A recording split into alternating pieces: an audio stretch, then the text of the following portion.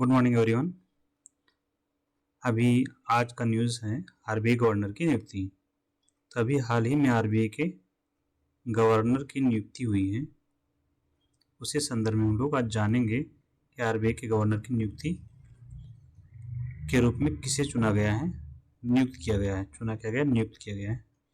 तो ये संजय मल्होत्रा जी हैं जिनको नियुक्त किया गया है नया आरबीआई गवर्नर। संजय मल्होत्रा को आरबीआई गवर्नर नियुक्त किया गया है। इन्होंने स्थान लिया है शशिकांत दास जी का। तो आइए जानते हैं आरबीआई के बारे में कुछ महत्वपूर्ण तथ्य जो कि आपकी परीक्षा की दृष्टि से बेहद महत्वपूर्ण हो सकते हैं। ठीक है, तो पहले हम जानते हैं आरबीआई की स्थापना के बारे में जो इम्पोर्टेंट है। तो यहाँ पर पहला पॉइंट आपके लिए जो जरूरी हो जाता है कि समिति कौन सी थी जिसकी अनुशंसा पर आरबीआई की स्थापना हुई थी। तो उसका नाम है Hilton young committee. Hilton young committee. ठीक है, 1926 की है जिसकी अनुशंसा पर आरबीआई का गठन या आरबीआई की स्थापना हुई थी। दूसरी बात ये कि आरबीआई की स्थापना कौन से एक्ट के तहत हुई। एक्ट का नाम है reserve bank of India RBI act 1934। RBI का फॉर्म आप लोगों को पता है ना, रिजर्व RESERVE। ठीक है, रिजर्व बैंक ऑफ इंडिया। नहीं पता तो आप नोट निकालिए, उसमें जरूर लिखा होगा इसका। ठीक है, एकदम वेरीफाई करके पढ़िए। तो इसकी स्थापना आरबीआई एक्ट 1934 के तहत हुई। कब हुई? 1935। डेट अप्रैल 1। ओके, इसकी स्थापना एक प्राइवेट बैंक की तरह की गई थी, निजी बैंक के रूप में स्थापित किया गया था।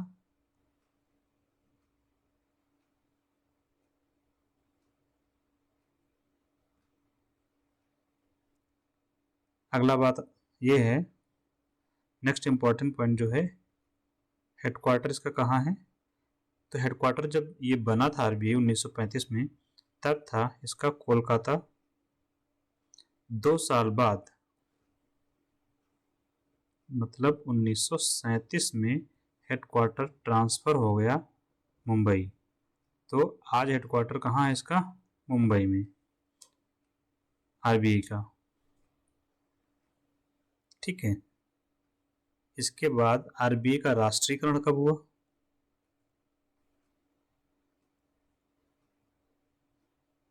ये सारी बातें पूछी ही जाती हैं किसी न किसी एग्जाम में जब आप इकोनॉमिक्स देखते हैं।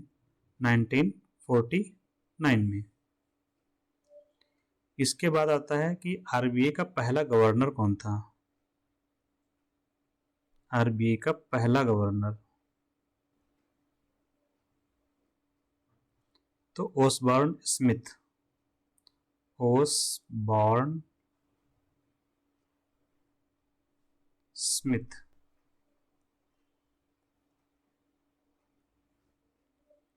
और पहला भारतीय गवर्नर, पहला भारतीय, भारतीय मतलब इंडियन, सीडी देशमुख जी थे। ठीक है, तो ये एग्जाम पॉइंट ऑफ व्यू से जो फैक्चुअल डेटाबेस है वो पूछा जाता है, वो हमने चर्चा कर दी है। तो अभी नियुक्त किसे किया गया है? संजय मल्होत्रा जी को। और संजय मल्होत्रा जी से पहले कौन थे? शशिकांत दास जी। उससे पहले उर्जित पटेल, उससे पहले रघुराम राजन, और उससे पहले कई सारे हुए। वाई रेड्डी हैं आपके, रंगराजन हैं। ठीक है, अब हम इसके कार्यों के बारे में चर्चा करते हैं कि मुख्य कार्य कौन से इसके। मैं कार्य एक एक लिखता जाऊंगा, उसको समझाता जाऊंगा। ठीक है, आप लोग समझकर लिखेंगे। तो सबसे पहला काम है इसका बैंक का। ये बैंक के रूप में काम करता है, बैंक के रूप में। अब सोचने की बात है किसके बैंक के रूप में काम करता है। आपको तो पैसा देता नहीं है, आप निकालते हैं पैसा SBI से, जो कि लोकल बैंक है आपका। आप निकालते हैं PNB से, पंजाब नेशनल बैंक से। आप बैंक ऑफ बड़ौदा से निकालते हैं। तो आपका बैंक तो नहीं है ये, तो आपके बैंक के रूप में यह काम नहीं करता है, इतना तो क्लियर है। हम चर्चा करते हैं किसके बैंक के रूप में काम करता है। यह काम करता है आपकी केंद्र सरकार के बैंक के रूप में, क्योंकि केंद्र सरकार को भी तो खाता खुलवाना पड़ेगा। आप जो पैसा जमा करते हैं वो कहाँ जमा करेगी? टैक्स आप देते हैं, GST लगाते हैं, यहाँ पे इनकम टैक्स भरते हैं, कॉर्पोरेशन टैक्स भरते हैं, कुछ नहीं तो रेवेन्यू भरते हैं आप लोग, ठीक है। और राज्य सरकार, तो दोनों ही आपसे टैक्स वसूलती हैं और आपको पैसा मिलता भी है सरकार से। जैसे सब्सिडी मिलती है LPG की, जैसे किसान सम्मान निधि का पैसा मिलता है 6,000 रुपये, तो ऐसे पैसा मिलता भी है। वो पैसा कहाँ से आता है? बैंक से ट्रांसफ़र होता है। तो कहीं तो खाता मेंटेन करना पड़ेगा केंद्र सरकार को, तो कहाँ मेंटेन करती है? RBI के पास। तो जब वहाँ खाता मेंटेन होता है तो उसके बैंक हो गए वो। तो RBI बैंक के रूप में काम करता है केंद्र सरकार के और राज्य सरकार के। दूसरी बात, बैंकों के बैंक के रूप में काम करता है। बैंकों के बैंक के रूप में, ये क्या बात हुई? बैंक का बैंक क्या होता है? जैसे बाप का बाप, ठीक है, सबके बाप का बाप कौन? गुंडे, आपने देखा होगा मूवीज वगैरह में। वैसे ही ये, जैसे आप ये हो गए आप, ठीक है, आपके पास आया क्या? कैश। कैश आपने जमा किया कहाँ? जहाँ बहुत भीड़ होती है, जहाँ लंच में क्या हो जाता है? ब्रेक हो जाता है। लंच में ब्रेक नहीं होता है, हमेशा लंच ही रहता है। That is SBI। यहाँ आपने जमा किया पैसा, तो आपका बैंक हो गया SBI। मान लीजिए कि SBI के पास पैसा ज़्यादा हो गया, आपने तो 100 रुपये यहाँ जमा कर दिए और कहोगे हमको 10% ब्याज दे दो, 1 साल बाद 110 रुपये आपने निकाल लिया। SBI के पास जो 100 रुपये जमा हुए, ये क्या करेगा? इसको भी तो कुछ करना पड़ेगा। तो जब पैसा इसके पास ज़्यादा हो जाता है तो कहता है कैसा है, हम RBI के पास ही जमा कर देते हैं। तो ये अपना पैसा 100 रुपये ज़्यादा हुआ, यहाँ जमा कर दिया। कहाँ? RBI के रूप में। मान लीजिए इसके पास पैसा कम पड़ गया SBI के पास, तो RBI से पैसा ले लिया, 1,000 रुपये कम पड़े थे, ले लिए। तो ये पैसा जमा कर रहा है RBI के पास, पैसा निकाल रहा है। तो SBI का बैंक कौन हुआ? RBI। तो बैंकों का बैंक RBI। बैंक कौन से? ये SBI, PNB, ये सब अब बैंक हैं, आपके बैंक। तो बैंकों के बैंक के रूप में इस तरह से काम करता है, ठीक है। तीसरा है फॉरेक्स। फॉरेक्स का कस्टोडियन होता है। फॉरेक्स को क्या करता है? मेंटेन करने का काम करता है, रखने का काम करता है। फॉरेक्स मतलब क्या? फॉरेक्स जैसे हमने लिखा है वैसे ही होता है, FOREX। इसका फुल फॉर्म पूछा गया एक बार। FOR stands for foreign, EX for exchange, CHANGE। अभी फॉरेक्स स्पष्ट तो नहीं हो पा रहा है ना। सीधा मतलब इसको समझो विदेशी मुद्रा। मुद्रा तो आप लोग जान गए होंगे, क्योंकि मुद्राएं मिलती नहीं है आजकल ना। विदेशी मुद्रा मतलब विदेशी पैसा। विदेशी पैसा का मतलब हुआ आपका डॉलर। जो आपका ना हो सब विदेशी ही है, आपका तो सिर्फ एक ही है, दैट इज रुपया। तो सीधे सीधे समझो हमारे रुपया को छोड़कर जो मुद्राएं बची वो सब क्या हैं? विदेशी मुद्राएं। येन है, डॉलर है, आपके पड़ोसी देश चीन की मुद्रा RMB है, यूरोप की मुद्रा यूरो है, ठीक है, सब विदेशी मुद्राएं आपके लिए हैं। टका हो गई, ये सब फॉरेक्स को मेंटेन करने का काम कौन करता है? आपका आरबीआई। मौद्रिक नीति का निर्माण करता है। अब आप सोचेंगे मौद्रिक नीति क्या होती है जिसका ये निर्माण करता है? मौद्रिक नीति का निर्माण करता, मौद्रिक नीति के अंतर्गत शामिल है क्या? Repo rate. रेपो रेट का निर्धारण करता है। रेपो रेट, रेट का मतलब होता है दर, इसके आगे रिवर्स लगाइए तो रिवर्स रेपो रेट इसका निर्धारण करता है। इसके अलावा CRR है। CRR क्या होता है? Cash reserve ratio. इसके अलावा आपका SLR है। और तो ये महत्वपूर्ण चीज़ें हैं जिनका निर्धारण करता है, जो मौद्रिक नीति के अंतर्गत शामिल होती हैं, ठीक है। कि रेपो रेट का मतलब क्या होता है? रेट का मतलब तो आप लोग जान रहे होंगे, इतना तो मैं उम्मीद कर ही सकता हूँ कि रेट क्या होता है। भैया आलू क्या रेट है, क्या दर में दे रहे हैं? तो अगला बताता है 20 रुपये किलो। रेट क्या हुआ? 20। वैसे ही रेट में आप इंटरेस्ट रेट पढ़ते होंगे, इंटरेस्ट रेट, जिसमें कोई इंटरेस्ट नहीं होता है। हिंदी में क्या बोलते हैं? ब्याज दर। किसी को इंटरेस्ट नहीं होता इंटरेस्ट देने में, है ना, but we have to take the interest for the purpose of study at least, है ना। तो इंटरेस्ट रेट, रेपो रेट क्या होती है? इंटरेस्ट रेट होती है।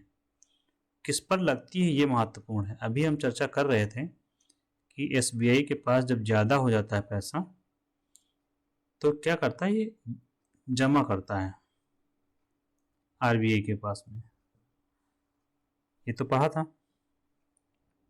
अब मान लीजिए कि SBI के पास पैसा कम पड़ गया, 1000 रुपये का लोन देना है इसको। 1000 रुपये का क्यों देना? 1000 करोड़ का देना है, बैंक भी तो बड़ा है। 1000 करोड़ का देना है, 500 की व्यवस्था इसने कर ली, 500 रुपये और चाहिए 500 करोड़ का। तो ये क्या करेगा? RBI से लोन उठाएगा 500 करोड़ का। भाई हमको लोन दे दो 500 CR का, हम आपको कुछ ब्याज दे देंगे। तो RBI कहता है ब्याज कुछ नहीं दोगे, ब्याज दोगे रेपो दर पर।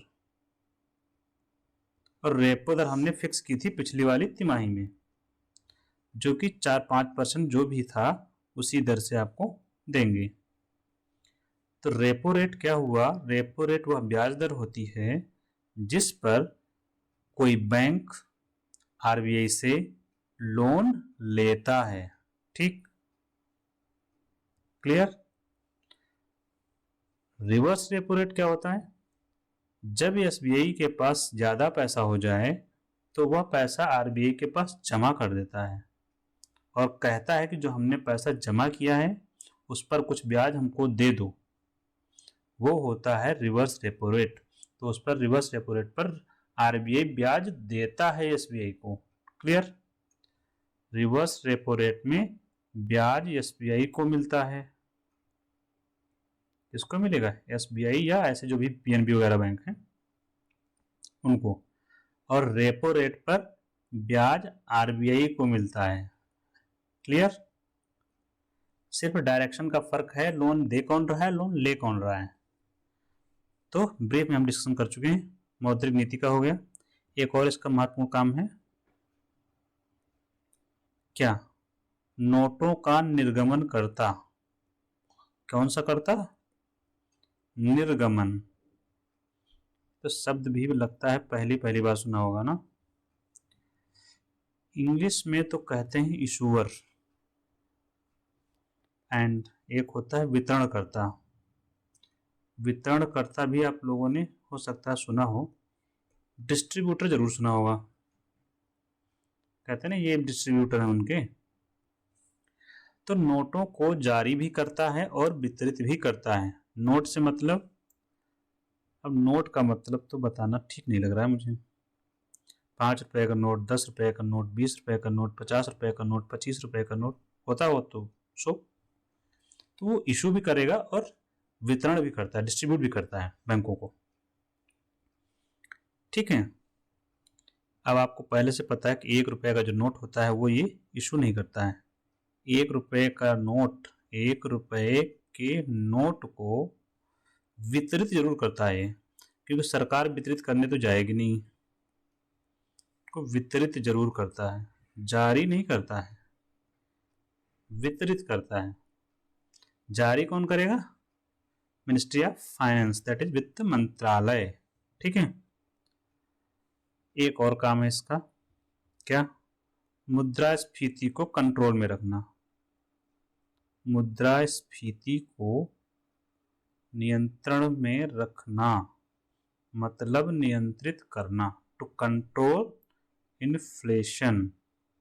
ठीक है, अब पॉइंट है, एक नया टर्म आया है कि मुद्रास्फीति है, ये क्या है? घर में तो सुना होगा,